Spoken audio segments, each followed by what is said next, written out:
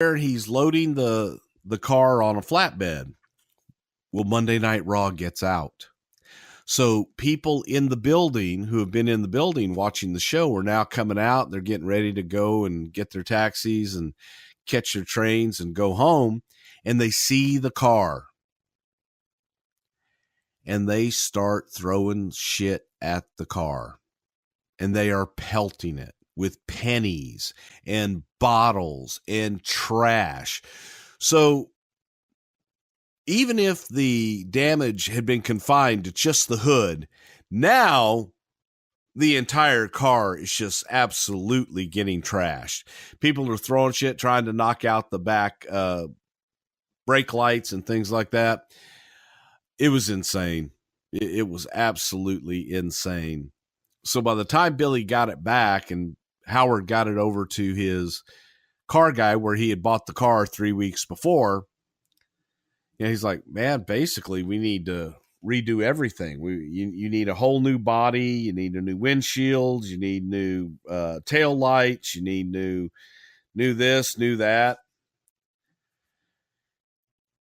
Finally, and Howard would drive it and go, well, just, it just doesn't drive the same anymore. He had it for 3 weeks.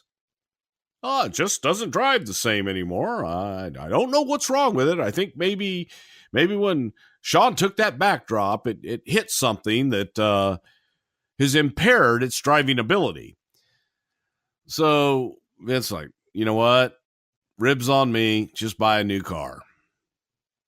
Howard's wife at the time put her foot down and called Vince and do not buy him a new car. The car's fine. So I think Vince just had the damn thing repaired and gave Howard a hefty bonus and hearty thank you, and Howard was fine. On May 17th, we see another pretty big shock. Marty Jannetty's back, and he interrupts Shawn Michaels and challenges him for the Intercontinental title later in the show.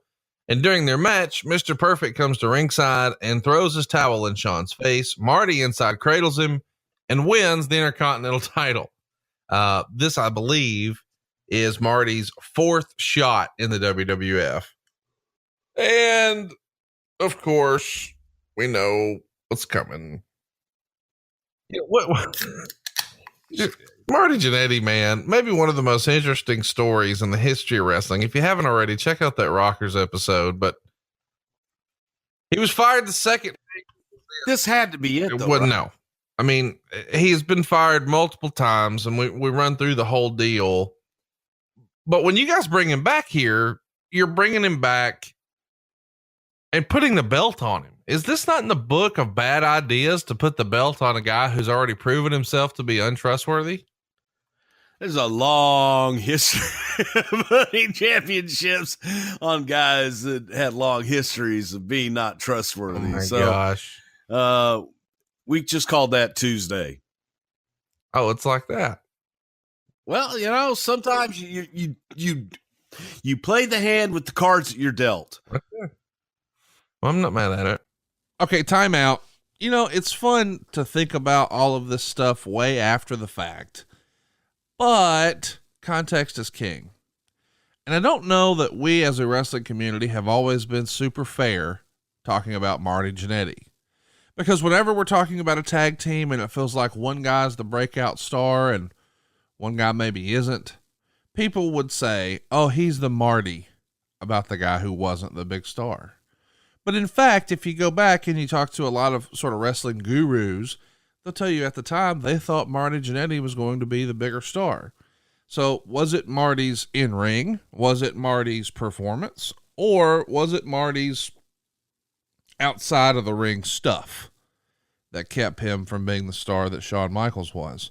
Because I can't reconcile how the guy got chance after chance after chance if he wasn't a damn good performer who had great matches and someone that Vince thought could be a huge star.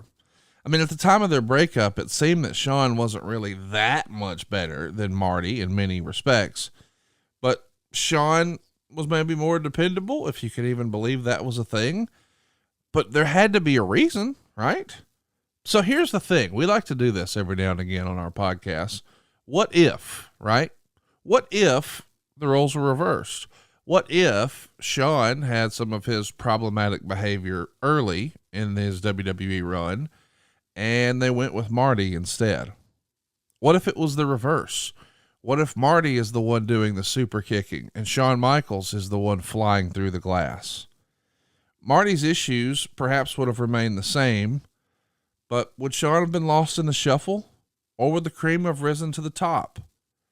That's another thing that worth debating to me. Like, what if that breakup goes differently? Does Shawn still get where he winds up, or does the company, timing is everything, I guess is what I'm trying to say. And I think bringing Marty back to win the Intercontinental title has to be a vote of confidence from Vince McMahon. But again, does some of this come back to, well, he was easier to do business with? And can you imagine? I mean, knowing how problematic the stories are going to be with Shawn Michaels in just a few years after that, can you imagine that Shawn Michaels was somehow easier to do business with than Marty Jannetty? Or at least that's perhaps what the thinking was at the time. Either way, we've got to talk about Marty's, much talked about firing as a sign that Vince McMahon really liked him and had faith, trust, and confidence in him. And I don't know, man, it's just fun to sort of what if an armchair quarterback, how this all could have been different had the roles been reversed. And I know what you're saying. Oh, that could never happen. Do you really not think Marty Jannetty could have had a hell of a ladder match with Razor at WrestleMania 10? Of course he could. Could Marty have had a great match with Shawn Michaels at WrestleMania 12? Of course he could. Could Marty have carried Kevin Nash to a great match at a pay-per-view? Of course he could. Marty Jannetty was a worker, man. He could have checked all those boxes. It's just fun to think about those what ifs. Let's get back to it.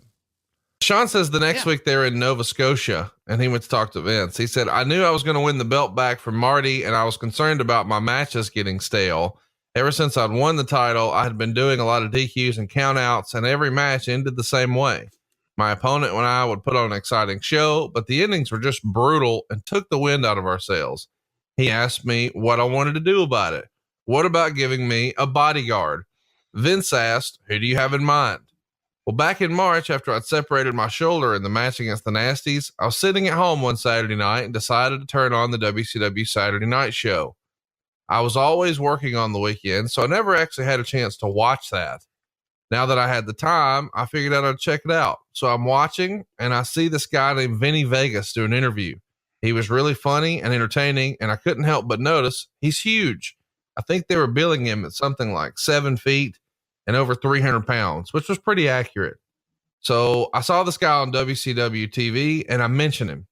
Vince said, I can't do that, Shawn. I don't want any WCW guys coming in. There are legal and contract issues I just don't want to deal with. And so Shawn pushes, but he's very funny. And Vince says, it's a contract issue. I don't want to get into it. We'll put this idea together and see what happens.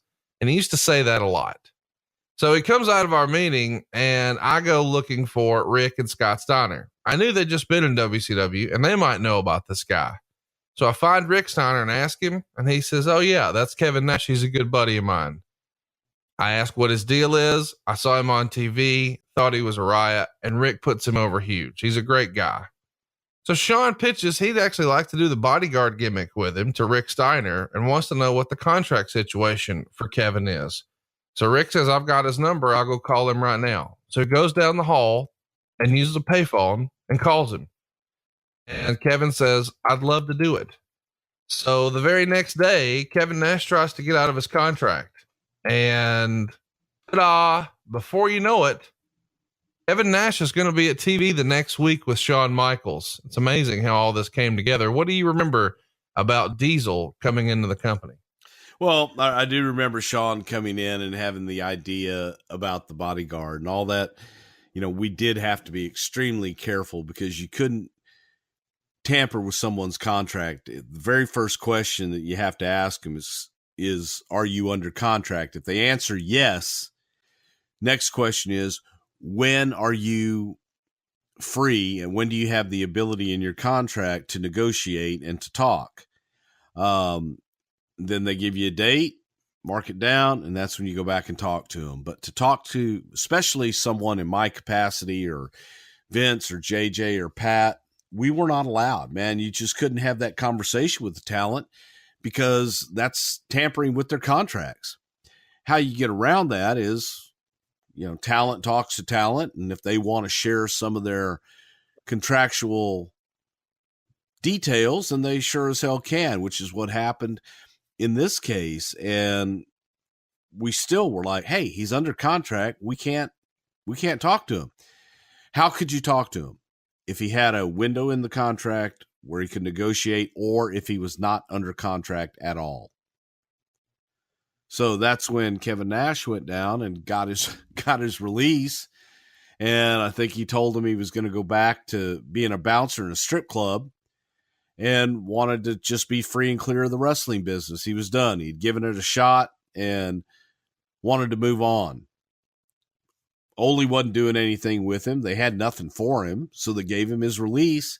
He immediately faxed it over to J.J. Dillon, and the rest, as I say, is history.